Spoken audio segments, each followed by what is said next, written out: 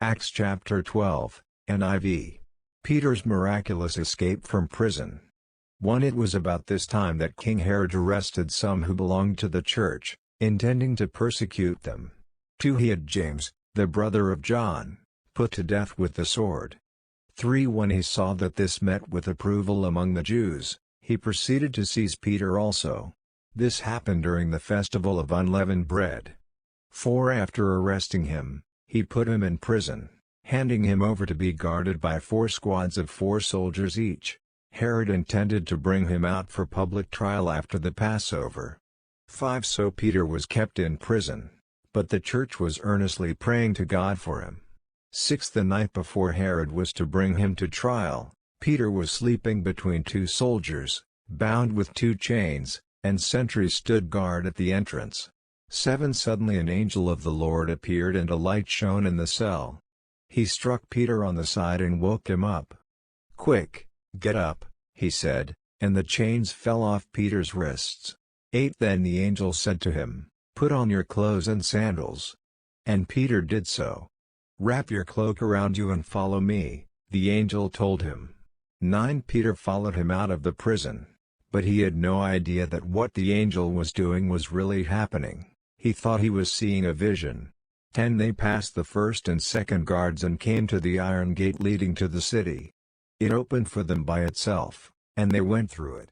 When they had walked the length of one street, suddenly the angel left him.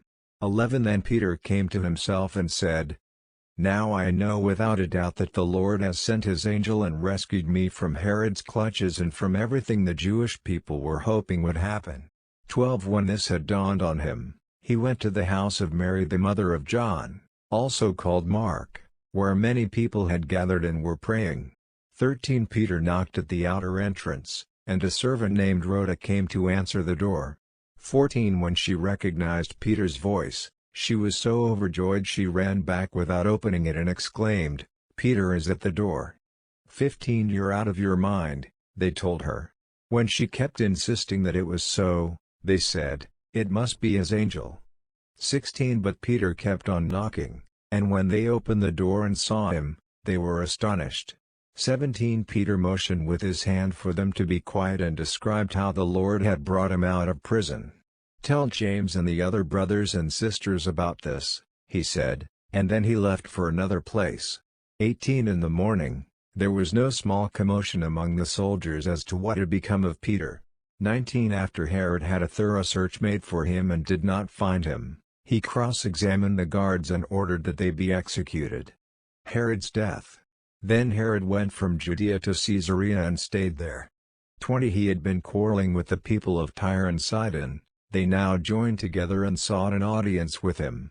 After securing the support of Blastus, a trusted personal servant of the king, they asked for peace, because they depended on the king's country for their food supply.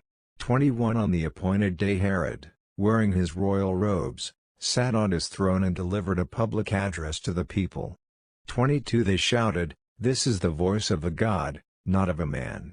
23. Immediately, because Herod did not give praise to God, an angel of the Lord struck him down, and he was eaten by worms and died.